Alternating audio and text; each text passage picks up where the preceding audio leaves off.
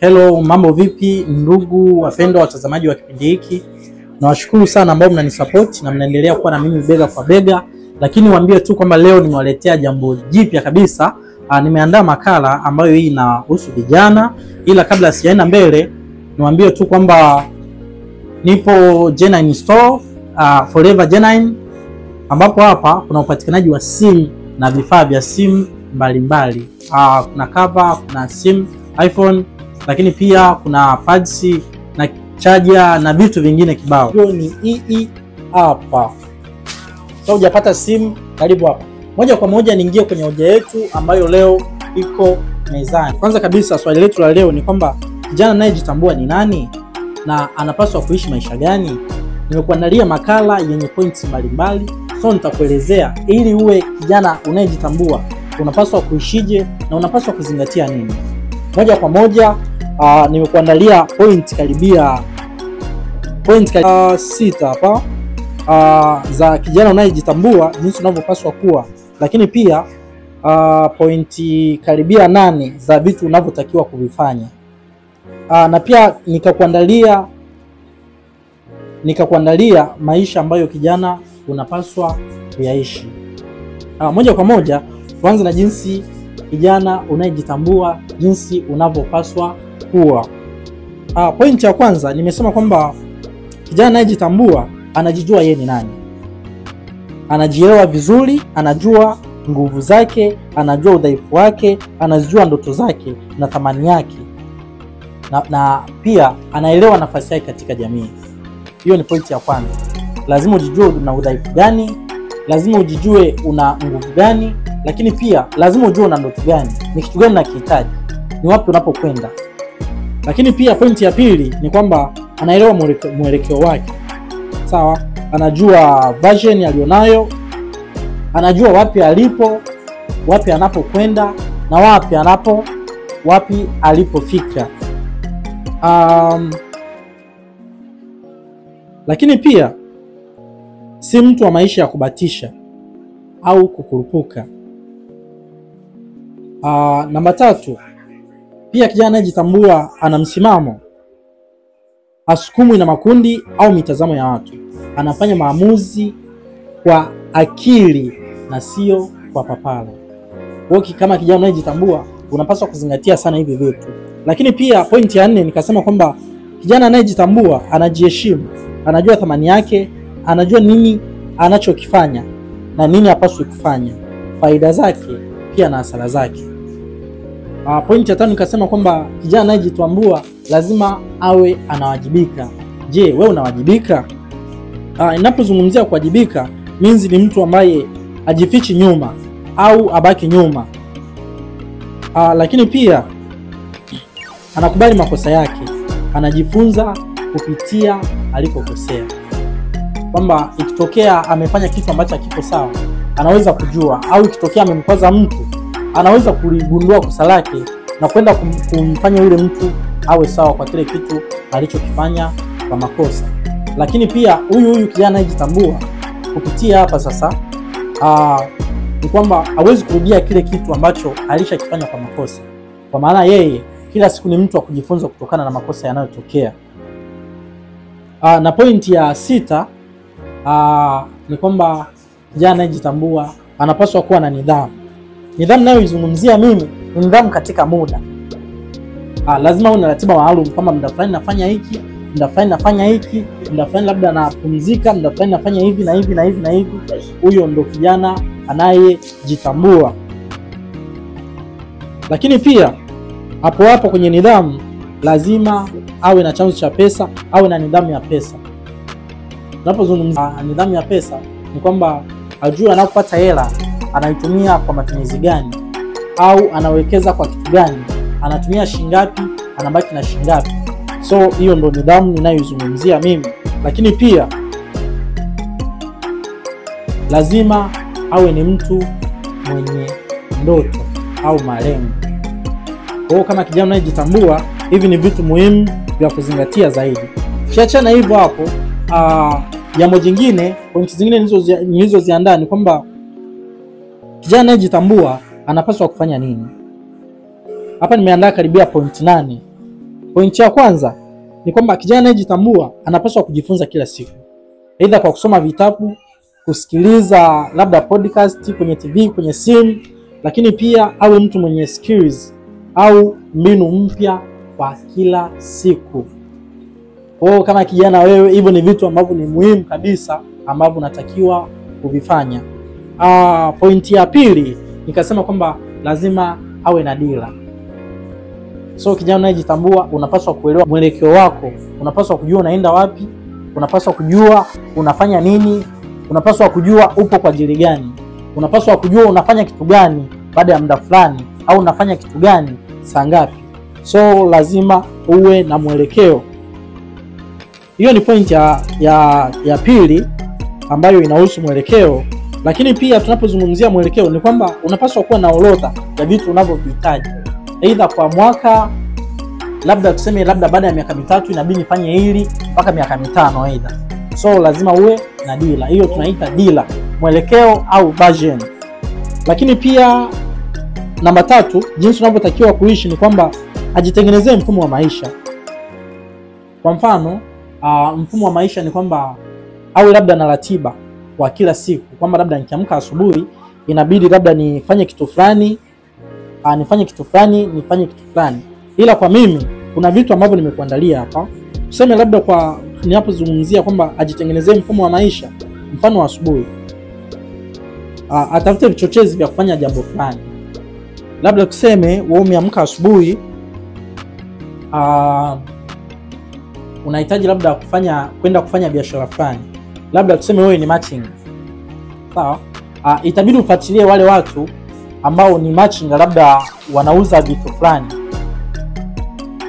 Hiyo itakusaidia kupata mbinu zaidi jinsi ya kwenda kufanya hiyo kazi. Au wewe ni mtu wa online business, unafanya biashara mtandaoni. Unapoamka asubuhi, kabla ya kufanya kitu kingine, inabidi ufuatilie labda watu wenzako ambao wanafanya biashara kama yako, wanafanyaje mpaka wanafika sehemu waliopo. Lakini kitu kingine hapo ni kwamba pia inabidi uwe na mipango. Lakini pia unapaswa kujua labda baada ya hivyo sasa umepanga, aidha ni mchana, unapaswa ufanye kazi. Na baada ya hayo yote, ikifika usiku, utakuja sasa kukaa kujipima kwa kile ambacho umekifanya kwa siku nzima. Jambo la 4 ni kwamba ajenge tabia ya kujituma na kutokata tamaa. Pia awe na tabia ya kujifariji mwenyewe bila kuwategemea watu wengine, kisha na kurudia zaidi kile alichokifanya mwanzo kikamshinda. Unajua watu wengi wanashindwa kufanikiwa au kufanya vitu vingi kwa sababu ni watu ambao wanawahi kukata tamaa. Maisha haya yanahitaji kukata tamaa. Kama kijana mwenzako, ninakwambia kabisa kwamba wewe, kuna watu wamefeli mara nyingi zaidi, lakini baada ya kurudia hilo jambo kwa muda mrefu, mwisho wakafanikiwa na ile jambo wakapata kuwa analifanya kwa usahihi. Usichoke pale unapokuwa unafanya jambo fulani kwa kuhofia kufeli tena. Maisha yanahitaji sana uvumilivu. Kila hatua ina maumivu yake, lakini mwisho wake ni matunda mazuri sana. Pointi ya 5 nikasema kwamba kijana anayejitambua anapaswa kuwa na maadili kwenye maisha yake ya kila siku. Maadili inazungumzia heshima, ukweli, kutimiza ahadi na kusaidia watu wengine. Kijana kama kijana inabidi kuzingatia vitu hivi. Lazima uwe mkweli, uwe na maadili kama nilivyosema, lakini pia uwe ni mtu mwenye upendo. Point namba 6, awe makini na marafiki zake. Hili ni jambo muhimu sana ndugu zangu, kwamba unakuta na watu fulani ambao unakuwa unawategemea sana, lakini kumbe wale watu ndo wanaofanya vitu vya tofauti kwako. Unakuta wanapelekea labda kufail kwenye jambo lako, kwa sababu wewe ni watu ambao unawaamini na kila kitu unawafahamisha wale watu. Badala yake inabidi kuwachunguza watu wako wa karibu ulionao na kuhakikisha unakuwa na watu sahihi. Ndio maana nikasema kwamba unapaswa kuwa makini na marafiki zako na watu wengine wote ambao wako karibu yako, wakiwemo pamoja na ndugu. Kwa kuzungumzia hili ni kwamba marafiki wabaya ni sumu. Na pia kuna ndugu ambao sio wazuri kabisa, na wala hawapendi kuona ukifanikiwa katika jambo fulani ambalo unahitaji kulifanya. Sana sana tunapozungumzia watu kama ndugu, labda sio kama ndugu unapokuwa unafanya kitu fulani labda hapendi. Unakuta anapenda labda ufike sehemu fulani, ila sasa labda kuna kukutia hofu na vitu vingine vingi kukatisha tamaa. So lazima uwe makini na watu ambao unawashirikisha kwenye mipango yako. Hii point muhimu sana kwamba wewe kama kijana unayejitambua lazima ujali afya yako kuliko kitu chochote. Ujali afya, lazima uwe makini. Yani kuna vitu vingi vya kuepuka. Aidha kama ni mwanamke, labda masuala ya kuwa na wanaume wengi wasioeleweka, yani kuwa na mahusiano yasioeleweka. Wanaume kuwa na mahusiano yasioeleweka, so utaepuka magonjwa labda kama ukimwi na magonjwa mengine yanayotisha. Lakini pia hii hapa kujali mwili wako, itahitaji labda kufanya mazoezi, kula kwa wakati, kupumzika kwa wakati. Hii ni point pia ambayo inahusisha kwamba kijana anapaswa aijali afya yake. Lakini pia point ya mwisho kabisa kwenye hii hapa ni kwamba jinsi ya kijana anavyotakiwa kuishi. Point ya mwisho ni kuongezea kwamba inabidi ajifunze kuhusu pesa au fedha. Kijana anayejitambua anapaswa kuelewa namna fedha inavyotumika. Anapaswa kuelewa kuwekeza, anapaswa kuelewa kujenga vyanzo vya kipato. Kijana anayejitambua aishi kwa kuombaomba, anaishi kwa kujitengeneza na kujitegemea mwenyewe. Unachohitaji zaidi ni kujituma na kuhakikisha unaishi kwenye misingi bora kama kijana. Maisha ya kijana anayejitambua ni mwenye maisha ya utulivu, lakini pia ni mwenye lengo. Hana huluka, hana kujilinganisha. Yani kuna mtu mwenyewe yani anaishi kwa kuangalia maisha ya wengine. Aidha labda mtu amenunua kitu fulani, pia na yeye atahitaji awe nacho hicho kitu. Lakini unakuta hicho kitu akihusikani kabisa na maisha yake, au akihusikani kabisa na vitu ambavyo anapaswa kuwa navyo. So kijana anayejitambua sio mtu wa hivyo. Aishi kwa kujilinganisha na watu, aishi kwa kuangalia watu wanafanya nini. Lakini pia ni mtu ambaye ana maisha ya kujituma na ubunifu. Anafanya kazi kwa bidii na kwa akili. So kama kijana unayejitambua lazima uzingatie hivi vitu.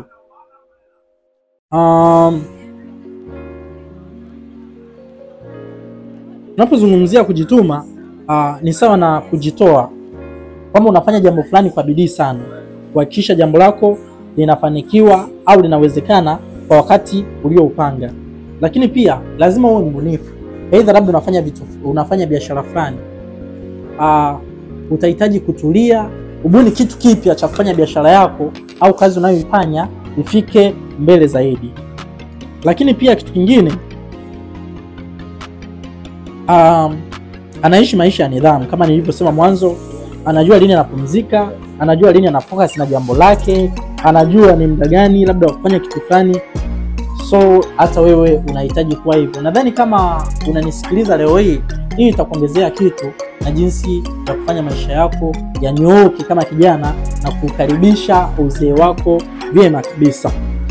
La mwisho kabla sijafika mwisho, ni kuongezea mbili kabisa za mwisho. Kijana anayejitambua ni mwenye heshima na maadili. Anaishi kwa misingi ya utu, upendo na busara. Ni mwenye heshima na maadili. Anaishi kwa misingi ya utu, upendo na busara. Tunapozungumzia utu ni kwamba anazingatia, yani anavyojizingatia yeye, pia anaichukua ile nafasi kuwazingatia watu wengine kama anavyojiangalia yeye. Lakini pia ni mtu lazima awe mtu mwenye upendo na lazima awe mtu mwenye busara. Aidha kwenye jambo fulani au kufanya jambo fulani au kumshauri mtu fulani. Yani wewe lazima uwe kioo. Jambo la mwisho ni kwamba ni mwenye ushawishi chanya. Hapa ndio ile point yetu kwamba hautakiwi kufanya vitu kwa huluka. Yani wewe umeona watu wanazungumza kuhusu kitu fulani na wewe umekimbia kile kitu kifuatilia kujua kinaendaje. Wewe umekivaa hivyo hivyo, umeanza kuwashawishi watu, sisi hatuwezi kufanya hili, hatuwezi kufanya hili, wakati hujui linaendaje. So lazima uwe kijana mwenye ushawishi chanya. Lazima washawishi watu kufanya vitu vyenye kuleta maendeleo, washawishi watu kufanya au ujitoe kuwa mfano kwenye vitu vyenye maana na vya msingi. Pointi ya mwisho kabisa hapo kwenye ushawishi ni kwamba kijana anayejitambua ni alama na ni mwalimu kwa watu wanaomwangalia. Yaani wewe bila kujieleza, mtu tu ataona kwamba wewe unafaa kuwa kwenye jambo fulani au unafaa kushiriki jambo fulani, kwa sababu wewe ni mfano. Unavyovifanya vinaonekana na watu wanakuchukulia kama sample. Kwa kumalizia kabisa ni summarize kwa kusema kwamba kijana anayejitambua ni yule anayejenga maisha kwa mipango, anayeishi kwa maadili, anayejua thamani yake bila kutegemea watu wengine wanamchukuliaje au wanamuelewaje au wanasemaje, na anania anawekeza kwenye focus na jambo lake alilolipanga. Ndugu zangu, mimi ni Spy wa Kitaa, naendelea kuwaletea na kuwafundisha vitu vingi zaidi. Kama nilivyowahi kusema, mimi ni mwalimu na nimetafuta njia yangu ya kuhakikisha na wafundisha au tunafundishana. Mtaa upo kwa ajili ya kufundisha, mtaa una mambo mengi, mtaa una vitu vingi. Tunapozidi nawaambia mimi silali, situlii. Kila muda nawaza niwaletee nini. So naomba subscribe channel yangu, comment na utuambie kwamba labda una vitu vingine vya kuongezea, labda kijana anayejitambua inabidi afanye nini, kijana anayejitambua inabidi afuatilie nini, azungumzie nini, akaeje, aonekaneje. So weka comment yako hapo, lakini cha muhimu zaidi usisahau kusubscribe, kushare hii video ili na vijana wengine wajifunze, lakini pia kunifollow kwenye social media zingine kama TikTok, Instagram na kwingineko. Ni Spy wa Kitaa, karibu tuendelee kuwa pamoja. Na leo bila kuwasahau wadhamini wangu Forever J9 ambao ni wauzaji wa simu, wanapatikana Makumbusho Square, karibu na duka la Mselelefu. Karibu sana na tuendelee kuwa pamoja.